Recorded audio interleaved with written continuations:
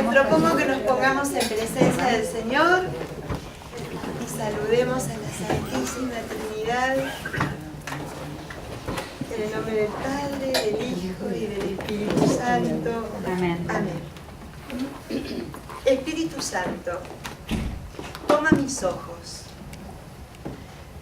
tentados por la curiosidad, mis ojos que juzgan y condenan, que controlan, que envidian, incapaces de contemplar la verdad,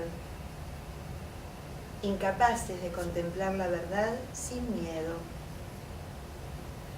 Toma mis ojos y conviértelos en admiración, ternura, disculpa, compasión. Coloca en ellos la mirada de Cristo.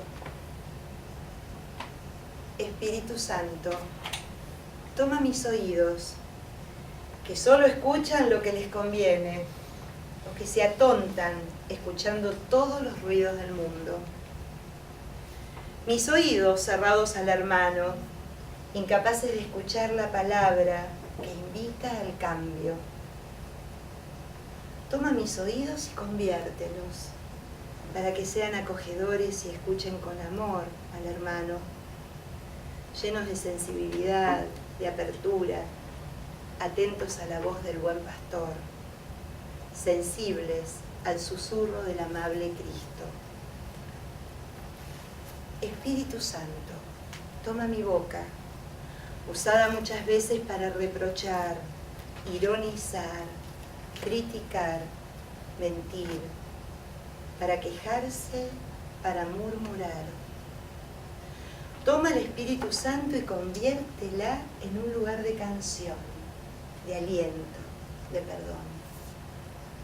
Hazla capaz de elegir la palabra justa, el consejo justo, las palabras fecundas de amor sincero, las palabras que diría Cristo. Y ábrela, Señor, en un himno de alabanza al resucitado. Gloria al Padre, al Hijo y al Espíritu Santo. Como en el principio, ahora y siempre, por los siglos de los siglos. Amén. Linda oración. Se las mando. Se las mando.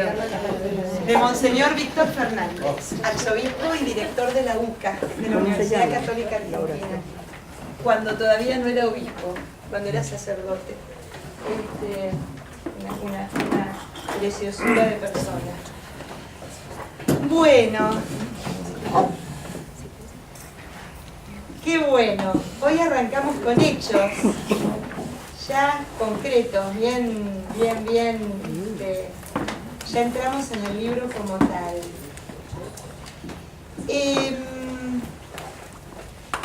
Un poquito para ubicarnos en contexto de lo que vamos a ver hoy. Vamos a entender un poquito los hechos de qué se tratan, pero antes a mí me gusta hacer un pequeño, está encerrado, un traje de pizzas.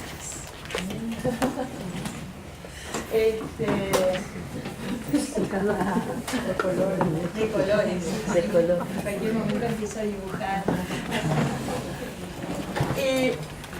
Vamos a hacer el enganche, ya que, para que ustedes entiendan, el libro de los Hechos de los Apóstoles tomó ese nombre muchísimos años después que se editó y formó parte de lo que es la palabra revelada.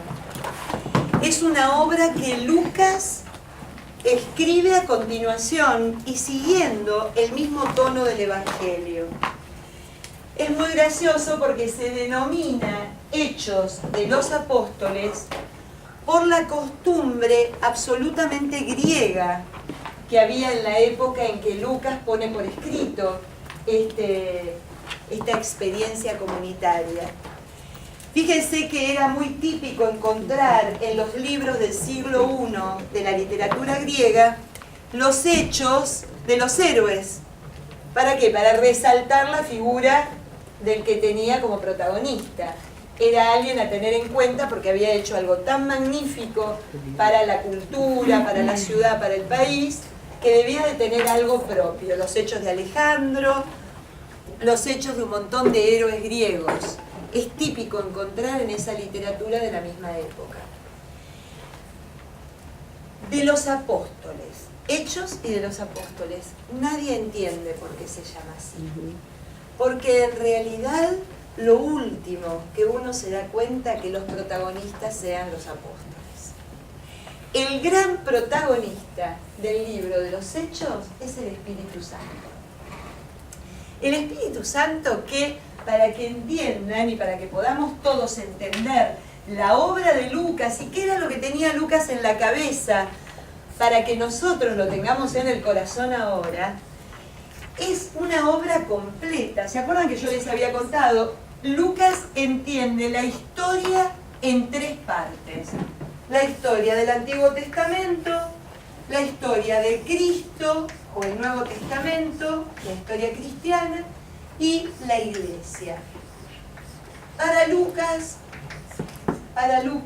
son 3 eras, como 3 grandes eras, como si estuviéramos hablando de eras geológicas, para que más o menos entendamos qué pasaba por su cabeza. Nosotros estamos en la última gran parte, la última parte, en donde la humanidad vive la salvación de Dios y vive la promesa dada acá, en el Antiguo Testamento. O sea, toda la obra de Lucas lo que nos va a mostrar es que la historia de salvación es una historia de promesa cumplida. No es una historia fortuita o ligada al azar, como creían los griegos de ese momento. La moira, el destino, esa fatalidad que de alguna manera nos sacude el corazón, según la cultura griega, es no saber. Acá sabemos. Sabemos que somos amados, elegidos y que tuvimos una promesa que el mismo Dios se preocupó en cumplir. Y la promesa, el centro de la promesa es Cristo mismo, es el cumplimiento de todo lo dicho en el Antiguo Testamento y es aquel que da sentido a lo que viene después. A Él es al que hay que contar. No hay mejor forma hermosa de decir que la iglesia somos aquellos que contamos de Cristo. Es contar al Señor. Nuestra historia es contar al Señor. Cuando nosotros no contamos al Señor y contamos otra cosa, no estamos evangelizando, no estamos siendo fieles a lo que Él nos pidió. Entonces fíjense qué lindo, porque en Lucas en el Evangelio, ¿no? LC, para que todos distingamos, estoy hablando del Evangelio, para distinguirlo del libro de Hechos, que es lo que vamos a empezar ahora. Lucas y Hechos tienen la bisagra acá. Tienen la bisagra en el capítulo 24, en ese bellísimo episodio que leímos la semana pasada, que es el camino a Emaús, en donde la propuesta que le hace el Señor a estos discípulos, Cristo resucitado, es: muchachos, dejen de hablar en tercera persona para pasar a hablar en primera persona y de esa manera constituirse testigos míos a todos los lados, hasta los confines de la tierra. ¿Es claro? Acá empieza la historia. La historia empieza en el capítulo 24, que sin decirlo, los discípulos de Emaús empiezan a contar eso, de Jesús de Nazaret, un profeta grande en prodigios y palabras. Nosotros esperábamos que fuera el rey de Israel y el liberador. Y lo lleva a hablar desde un corazón ardiente. Y cuando empiezan a hablar desde un corazón ardiente, empiezan a contar a Jesús, empiezan a hablar de Jesús, empiezan a contar lo que este resucitado hace en sus vidas.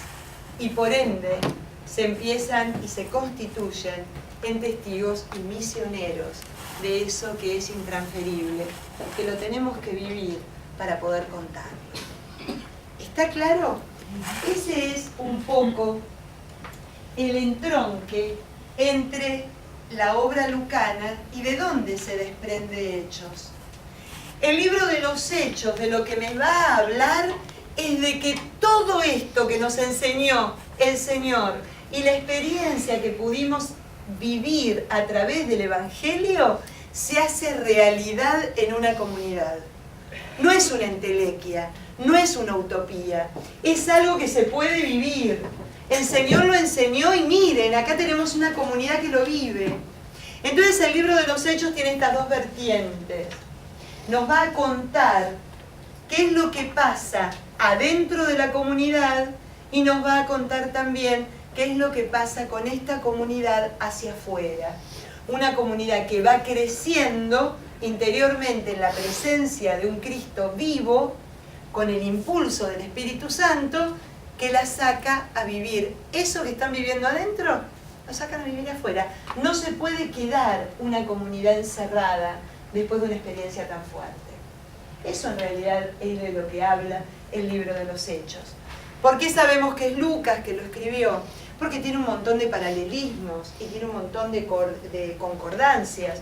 Por ejemplo, si ustedes van al prólogo, si ustedes abren el capítulo 1 del libro de los Hechos, esto no lo vimos, ¿verdad? Ah, sepan disculpar si me chispoteo, ¿no? No sé. Si ustedes abren el capítulo 1 en el versículo 1, van a ver que empieza, el libro de los Hechos está después del Evangelio de Juan, porque primero vienen los sinópticos, el Evangelio de Juan, inmediatamente después colocan la obra de Lucas, ¿no? Ponen los 4 evangelios juntos. Fíjense cómo arranca. En mi primer libro, querido Teófilo, conté todo lo que Jesús hizo y enseñó desde el principio hasta el día que fue llevado al cielo. Después de haber dado instrucciones por medio del Espíritu Santo a los apóstoles que había elegido. O sea, acá me está diciendo algo muy interesante. En mi primer libro, hay un primer libro, claro, es el Evangelio. Está dirigiéndoselo al mismo lugar, al mismo personaje que el Evangelio, a Teófilo. O sea, me lo está dirigiendo a mí, que me tengo que hacer también Teófilo para poder entender la experiencia de la primera comunidad. Y me está contando todo hasta la Asunción, que si ustedes recuerdan, cuando termina, no es necesario que vayan para que no se mareen tanto, en el Evangelio termina contando, relatando, el único que relata de una manera tan clara la ascensión, dice, después los condujo afuera, hacia Betania, y alzando las manos, los bendijo, y mientras los bendecía, se separó de ellos y fue llevado al cielo.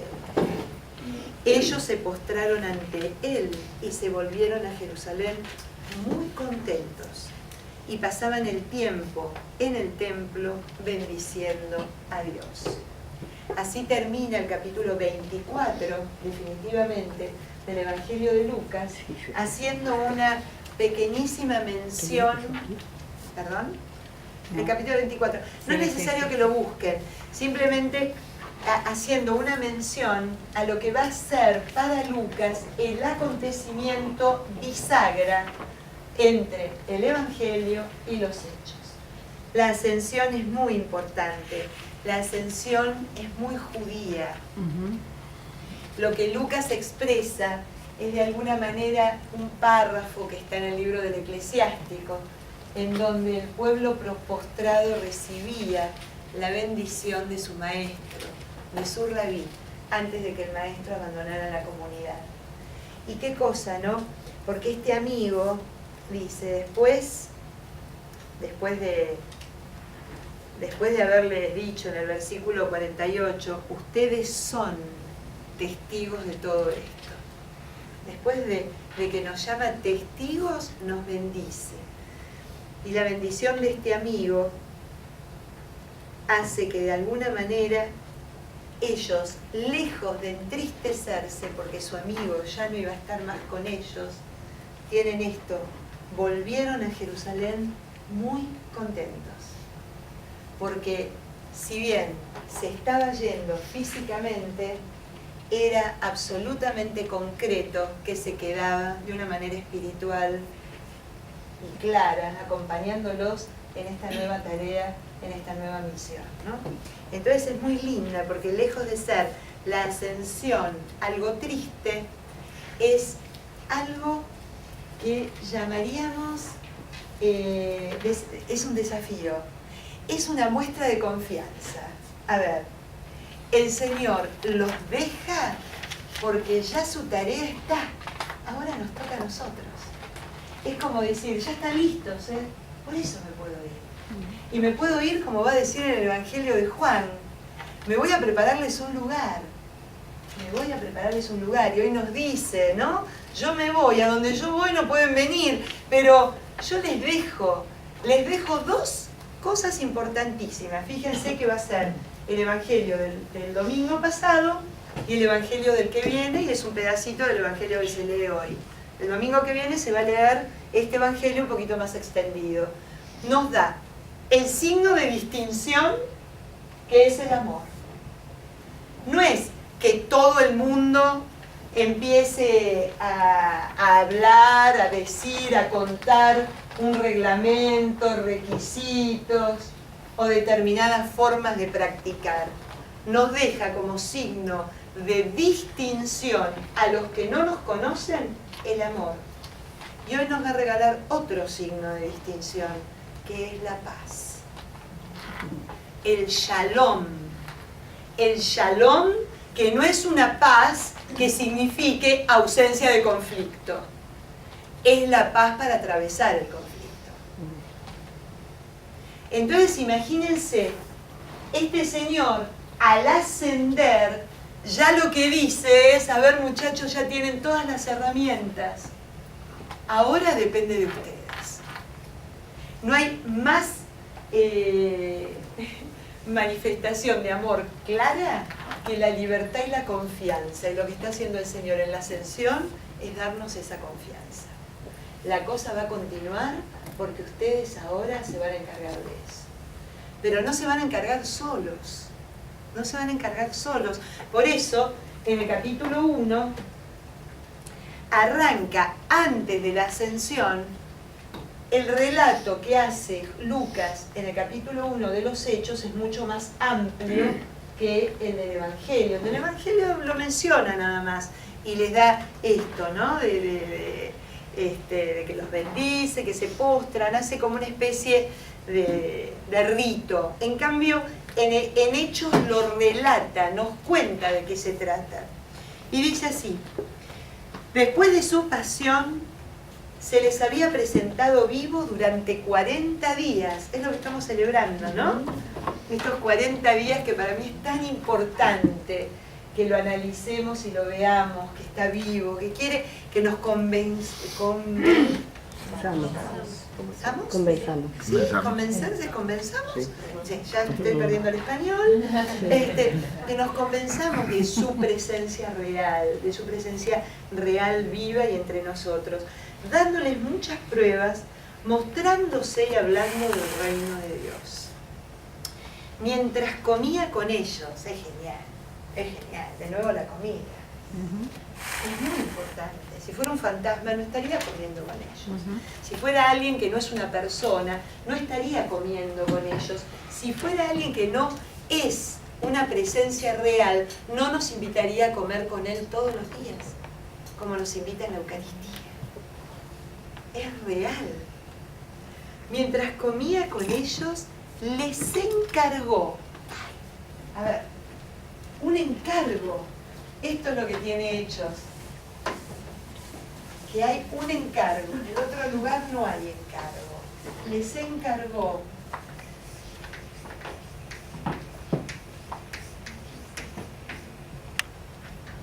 No se alejen de Jerusalén, sino que esperen lo prometido por el Padre, la promesa que yo les he anunciado. Les dijo que Juan bautizó con agua, pero ustedes serán bautizados dentro de poco con el Espíritu Santo. En una palabra, les dio las herramientas, nos da las herramientas, tienen el amor verdadero, el amor de la cruz, el amor que ama en el contexto de donde lo dice, porque no lo dice en un contexto de novela, de qué lindo que es amarnos, ¿no? Las florcitas, los pajaritos y el verde y la verde pradera. Nos lo dice en el contexto de una última cena lavándole los pies a Judas. Nos lo dice en un contexto donde me pide que amar como Él, fíjense qué detalle, ¿no? El domingo. Perdónenme que me meta un poco, pero es que tiene que ver con esto, ¿eh? Es un segundo nomás. ¿De qué estábamos acostumbrados? Que se nos decía, ¿cuál era el resumen de la ley? ¿Cuál es el resumen de la ley? Amar a Dios y al prójimo. ¿Cómo termina? No, el resumen de la ley. Ah, muy bien. Al prójimo como a mí mismo, ¿no? Bueno, viene el Señor el domingo y me dice, muchachos, esto está bárbaro, pero ¿sabés qué? Al prójimo como yo, como Cristo, ¿entendés? O sea, es amor a Dios y al prójimo como Cristo, no como a mí mismo, mucho más que a mí mismo. Claro, ¿por qué? Porque para que nosotros tenemos que entender esta herramienta, y mucho más en este punto de los hechos que vamos a constituir en aquellos que vamos a contar a Jesús. Porque amar como Cristo es lavarle los pies al que nos va a traicionar. Es amar al que nos va a traicionar. Es amar al que no nos gusta como piensa. Es amar al que no me gusta lo que me hace. Es amar al que... Sí, no necesariamente, ¿eh? Está bien, pero porque hay veces que son amigos. Sí, no necesariamente, ¿no? Hay veces que son amigos. Pero ¿cómo va entonces con los mandamientos que dice ama a tu prójimo como a ti mismo? O sea, que esto está por encima de los mandamientos. Por eso la transformación es una transformación mucho más profunda. No lo niega, lo eleva. Lo pone en una categoría de redención, si se quiere. O sea, es como a ti mismo como mínimo, pero más que eso. Exacto. Yo creo que es como regla general, ama al prójimo como a ti mismo y casi que en caso de duda, ¿no? Consulte pues a su inclusive médico. Inclusive más que amar o que Exacto. si es necesario, da tu vida por el otro. A mí me costaba más que amor. Fíjense, exactamente, Íñigo, porque fíjense que cuando nosotros vamos al capítulo 19 del Levítico, que está la ley de la santidad, donde está, de alguna manera los rabinos lo explicaban en no hacerle al otro lo que no quiero que me hagan a mí. Y acá es más todavía. Más todavía. No, y está bueno porque muchas veces no te amás a vos mismo. Entonces Además, es a superar. Te amás desordenadamente. Y bueno, sí. Exacto. Es amar como Cristo. A ver, la vara me la puso ahí. Ahí. Entonces, fíjense cómo cómo les da estas herramientas. Le dicen, tienen que amar como amo yo. Y tienen que sentir esta paz que yo les dejo. Pero ¿saben qué? Para poder hacer eso, necesitan recibir el Espíritu Santo. No me parece bastante difícil. Exacto. Sin el Espíritu Santo no van a poder. Entonces, ¿dónde pide que se queden? Quédense en Jerusalén. ¿Y qué es Jerusalén? Geográficamente y simbólicamente era el centro del encuentro con Dios, el centro divino por excelencia, donde el hombre iba y acudía a Dios. Quedarse en Jerusalén para Lucas, y esta cosa de que yo se los expliqué ya 2 veces en los discípulos de Maús, esto de abandonar el centro del encuentro para irme a cualquier lugar lejos por los motivos que sean, este Jerusalén es donde debo permanecer hasta que me manda el Paráclito, hasta que me manda la ayuda. No les está diciendo, dispérsense, hagan un poco lo que puedan, no. Quédense porque está a punto de cumplirse la promesa de mi Padre que les va a enviar el Espíritu Santo. Solos no pueden. Es difícil. Claro que es difícil. Y es recontra difícil. Primero, porque somos imperfectos y porque de algún lado nos sale el tema. Y bueno, y el Señor no pide que hagamos cosas que nosotros no podemos hacer. Pero mínimamente nos dice cuál es la meta. La meta es amar como Él. Aparte, ¿cuál es la promesa que se refiere cuando dice que se cumpla la promesa que mi Padre les dio? Claro, la promesa es que les iba a enviar el Espíritu Santo, ¿no? Es Sí, cuando la empieza el promesa. Evangelio. Yo les voy a enviar el Espíritu Santo, y después en el bautismo lo mismo. Acuérdense que el Espíritu Santo es tan importante en los Evangelios que Jesús comienza su vida pública después de recibir el Espíritu Santo en el bautismo, ¿no? Y el Espíritu que descendió sobre él como paloma y una voz que se escuchaba y dijo, este es mi Hijo amado. Y después sigue, cuando uno sigue leyendo el Evangelio, dice, y el mismo Espíritu lo expulsó, lo sacó al desierto. Hasta Jesús recibe el Espíritu Santo para comenzar su vida pública, para de esa manera cumplir la voluntad del Padre. ¿Y María tenía el Espíritu Santo para poder decir que sí? Bueno, viste que La llena de gracia. lo que dice, claro, la llena de gracia, y además no es solo eso, que Espíritu justamente por desciende eso, sobre ella. y el Espíritu Santo desciende y la cubre, ¿no? El Espíritu Ahí Santo la descenderá sobre ti y el poder del Altísimo, y te cubrirá el poder del Altísimo, ¿no? O sea, como que está envuelta en ese Espíritu Santo, pero en Pentecostés lo recibe también. Lo recibe. Una cosita nada más para que les quede claro. Miren, es tan importante entender esto del Espíritu Santo porque es el ilustre desconocido. Es una persona de la Santísima Trinidad que sí, le rezamos, ¿no? Si somos un poquito carismáticos le cantamos, lo tenemos un poquito más presente, pero es una persona tan importante. Les voy a hacer esta regla de 3 y es facilísimo como lo van a entender. Jesús muestra al Padre. En una palabra, el Padre sin el Hijo es completamente inaccesible. Es un Dios tan trascendente que ni nombrarse puede. Jesús lo muestra, ¿no? Todos estos evangelios de Juan. El que me ve a mí ve al Padre. Yo no hago las obras sino porque mi Padre me dice, copio a mi Padre, hablo como mi Padre, les digo lo que mi Padre quiere que ustedes sepan. Jesús nos muestra al Padre. Chicos, el Espíritu Santo nos muestra a Jesús. El Espíritu Santo, Jesús, sin el Espíritu Santo también es inaccesible. Nosotros no podríamos entender cabalmente y profundamente el misterio de Cristo sin tener el Espíritu Santo. Por eso la Santísima Trinidad es algo inseparable. Nosotros para poder vivir en el misterio de Dios no puedo vivir aferrado al Padre sin el Hijo y prescindiendo del Espíritu Santo porque me pierdo de algo.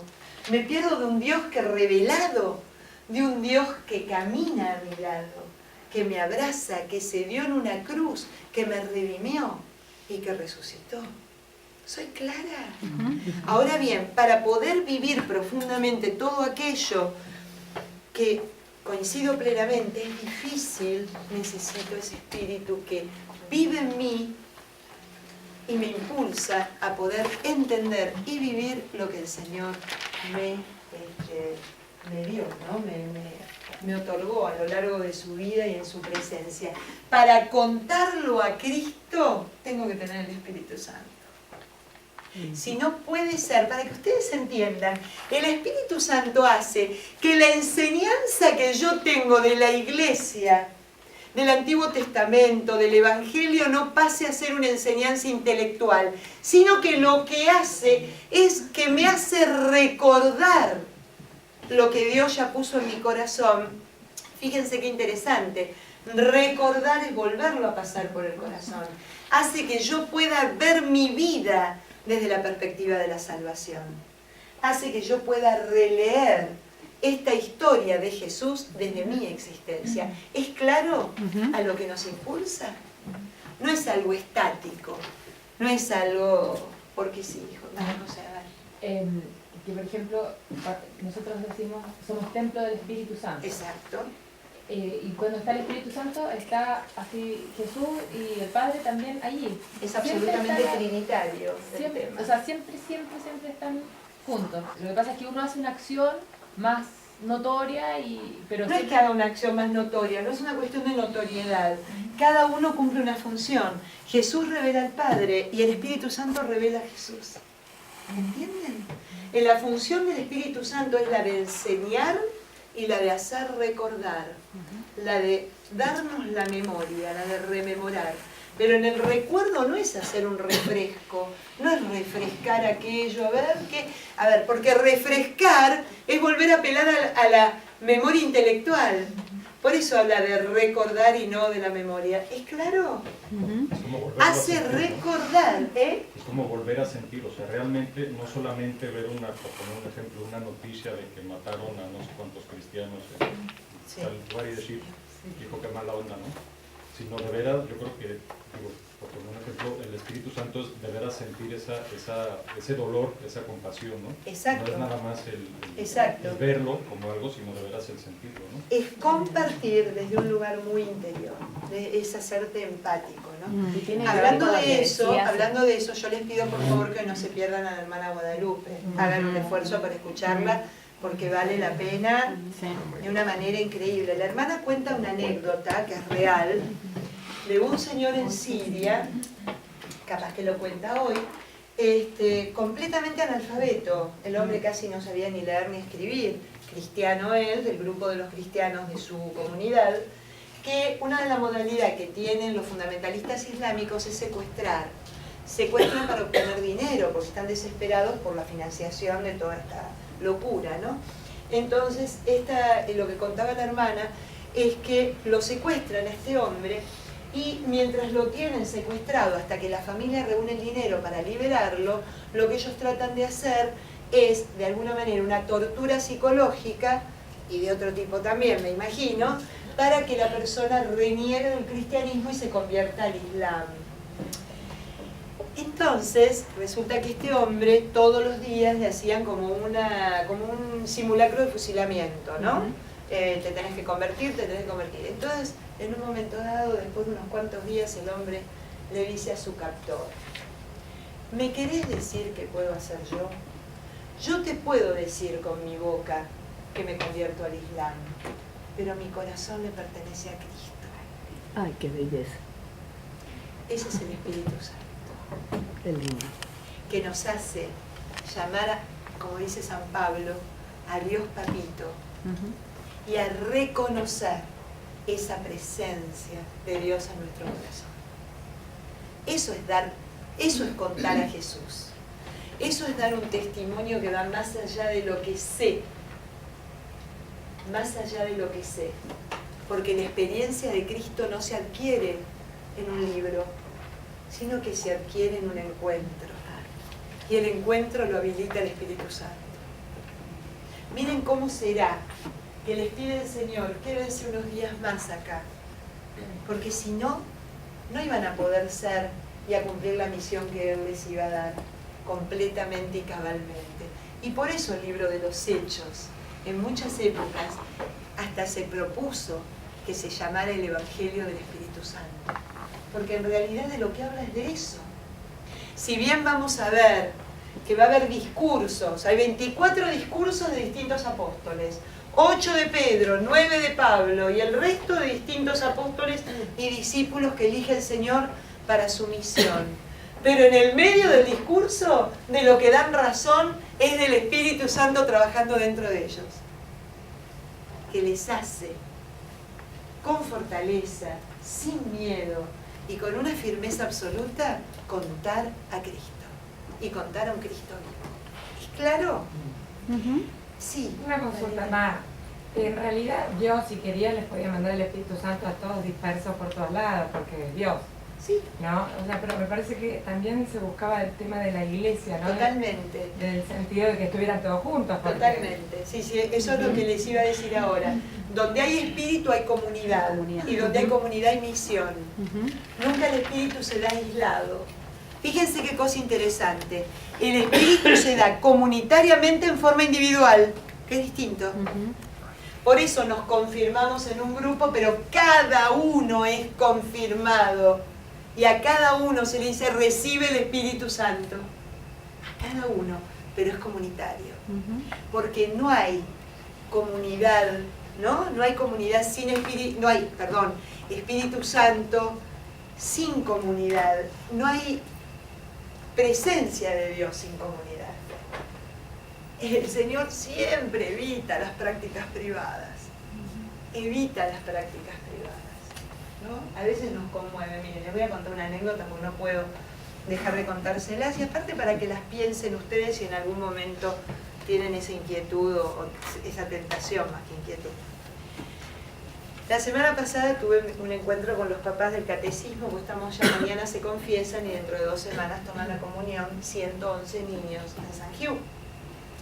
Entonces, bueno, tenemos una charla, yo les contaba del momento tan importante que en San Hugh no tenemos ni regla de vestimenta, cada uno viene vestido como quiere, simplemente les pido las manos libres para poder recibir al Señor, lo que significa que más que preocuparse por toda la parte externa, se preocupen por vivir el acontecimiento de la llegada de Cristo a la vida de ese integrante, ¿no?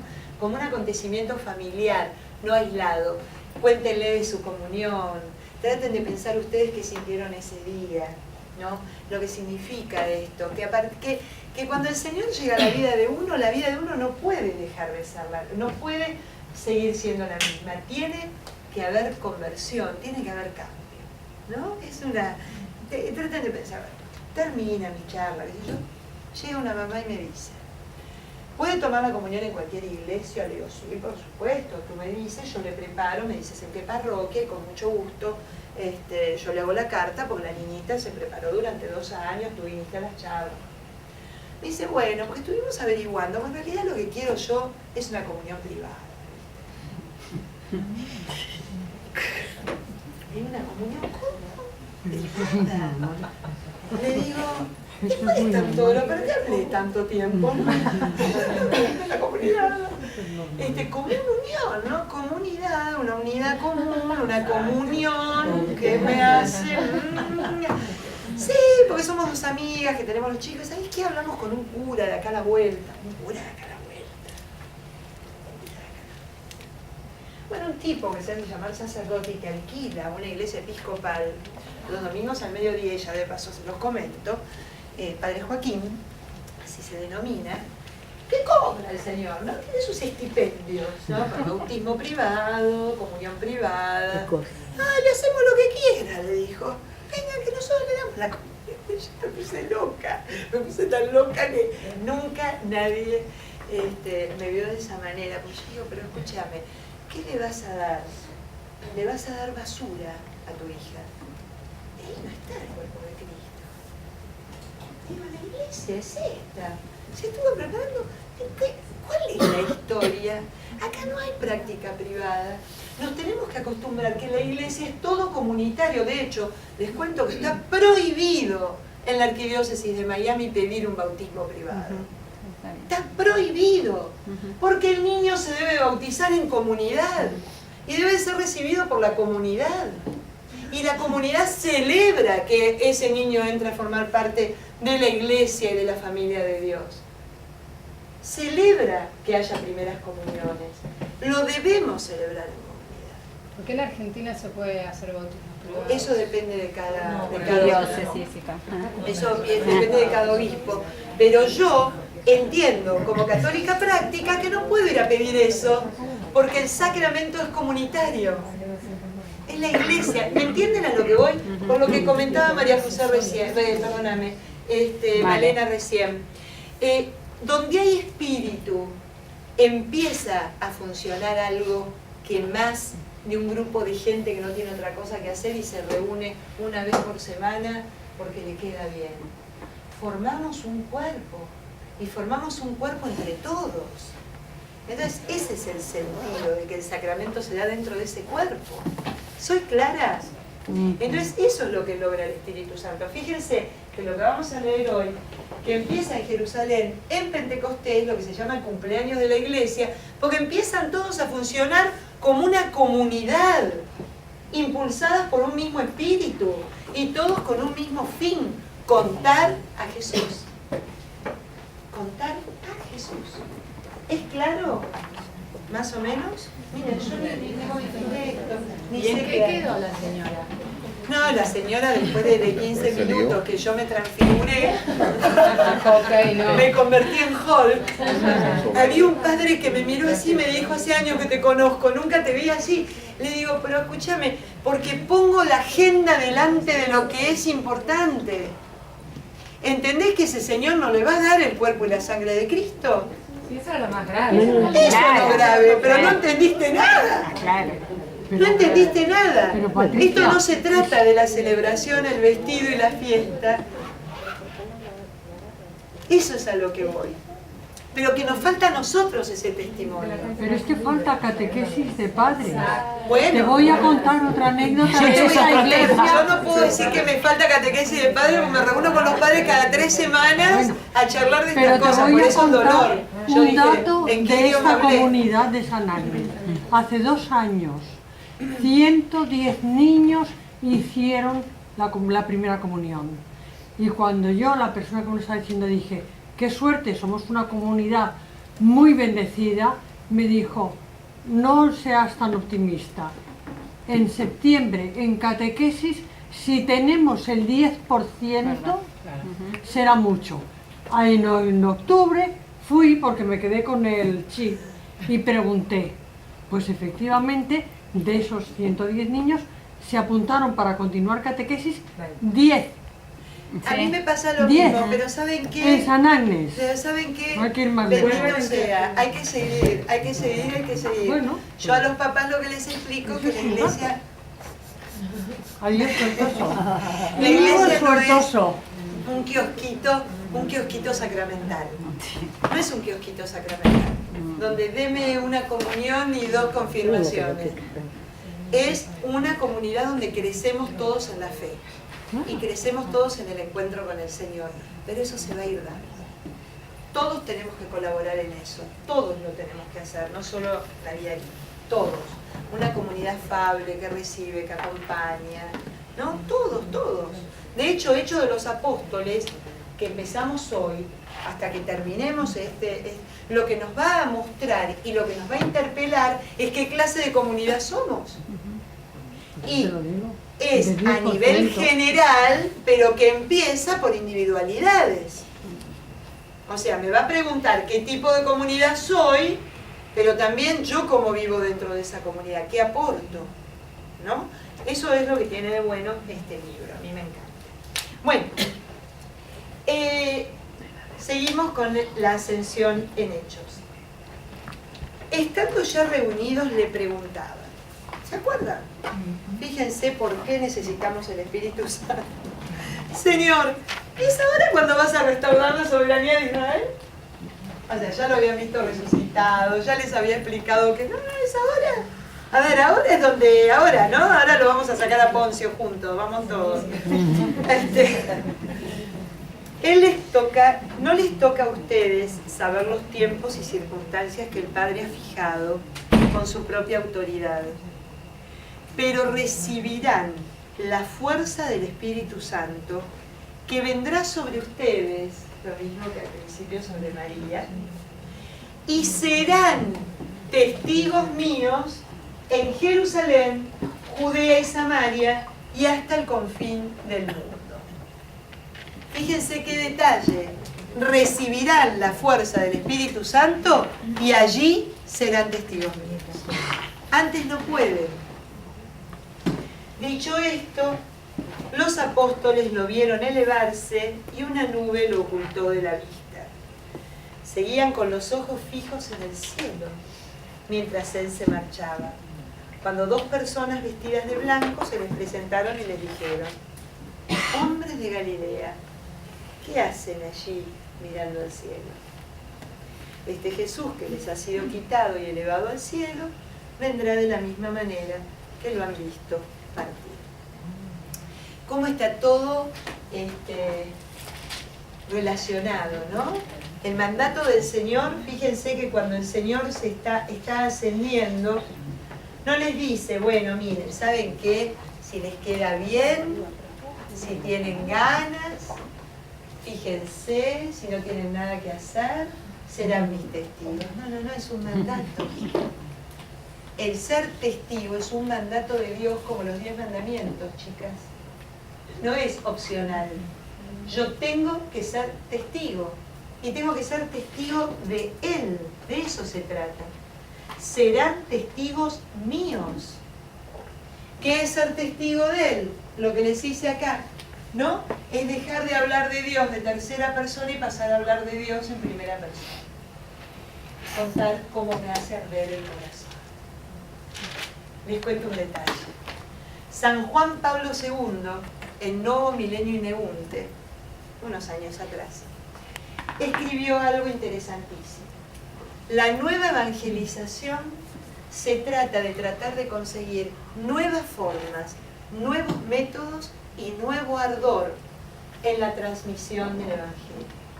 Debemos de tratar de encontrar, de crear esto. Hasta Francisco se ha conseguido, y Francisco mismo lo resalta, todo el tiempo se trabajó por nuevos métodos y nuevas formas. Miles de cosas se empezaron a hacer, pero nunca se trabajó por el ardor. Y nos damos cuenta hoy que es el nuevo ardor que es necesario sentir, renovar el ardor en una palabra. El ardor lo provoca el Señor, es la iglesia que tiene que exhortar a que lo descubramos. Hasta que no descubramos el ardor que provoca Cristo en nuestra vida, no vamos a poder convencer a nadie. Benedicto en Aparecida dice, el cristianismo no es prosélito, se hace uno cristiano por contagio. Y es lo que vamos a ver en Hechos. ¿Qué pasaba? Cuando los apóstoles contaban, daban el discurso, no era un discurso intelectual, que preparaban una noche de trastorno, porque no podían dormir. Era un discurso espontáneo desde el ardor. Y termina siempre, cada discurso, con que miles se le unían y pedían el bautismo. El ardor es el que hace arder a otros, no la sabiduría, o el concepto, o el requisito, o el tienen que. ¿Es claro esto? Entonces, en este momento, en esta situación de la iglesia, estamos tratando de encontrar un nuevo ardor que haga que de nuevo el Espíritu Santo nos explique por qué tenemos la gracia de ser quienes somos. Porque lo perdimos. Pero ¿sabes qué pasa? Yo pierdo el ardor cuando tengo el ardor y empiezo de alguna manera en una conversación a hablar de Jesús y, por ejemplo, el profesor de arte el otro día me habla de los hijos de Jesús y del hermano Mateo de Jesús y que está en la Biblia, y entonces se me va el ardor, pero me sale, ¿entendés? Con una bronca. Empieza el otro ardor, el estómago. Pero claro, entonces realmente es muy difícil, porque la mayoría de la gente con la que tenés que transmitir el ardor no es la gente que está en tu camino, es esa gente que tiene una bronca que te saca la tuya, ¿entendés? Está bárbaro, Mariana, y entiendo. Por la palabra no vamos a llegar nunca a esa gente. Me quedo callada. No, el ardor pasa en vivir. A Jesús lo contamos con la vida. Por eso, ahí le tengo que sonreír a él. No es sonreír, para nada, no es sonreír. Nosotros tenemos que ser defensores de la verdad. De repente, qué sé yo, mirá, yo no coincido con vos, yo creo en otra cosa. Y qué punto interesante en que los dos nos podemos poner de acuerdo y respetarnos cada uno en su postura. Por ejemplo, no ir al ataque y comértelo crudo, porque si no, lejos de de atraerlo. No, claro, no, yo obviamente, pero me salió como necio. Le digo, dale, buenísimo. Entonces Jesús le estaba chocho con todas las minas en todo Jerusalén, entonces la pasaba bomba Jesús. Y después iba y oraba toda la noche. Entonces iba, jodía, oraba, o sea, pero te sale el necio, ¿entendés? Y el tipo me miraba así como, claramente yo no tenía amor en mis palabras. Claro, eso es a lo que a lo mejor tenemos, que es lo que nos invita a la iglesia, ¿no? Fíjate, y mucho más, vos acabas de decir algo, está tan enojado. ¿Y qué es lo que lo enojó? ¿Qué es lo que lo separó? ¿Qué es lo que le llevó a Emaús? ¿No? Porque se fue a Emaús, pero no se encontró con nadie por el camino, o al menos no se dio cuenta. ¿Qué es lo que enoja a alguien así? ¿Qué experiencia de dolor, de herida, que nosotros tenemos que demostrar que somos parte de esa iglesia que funda Cristo, que somos católicos desde otro lugar? ¿Soy clara? Hay mucha gente herida, pero la gente herida, como Benedicto XVI empezó esto, devuelve, hermano, a tu iglesia, conoce tu fe, que no es la que a lo mejor te imaginás o que tuviste la mala experiencia. ¿Y cómo hacemos para ir acompañando, Mariana? No queda otra. Francisco dice, en la mayor parte de sus escritos y en sus homilías inclusive, tenemos que tener la capacidad de saber acompañar, de ser acompañantes del hombre de hoy. El hombre lleno de temor, de angustia, de ansiedad, de ídolos, que va a buscar la verdad y la felicidad en lugares equivocados, pero a ese hombre lo tenemos que acompañar. Pero eso es lo mismo lo que yo iba a decir. Yo diría que más bien ignorancia. Ignorancia. Pero totalmente.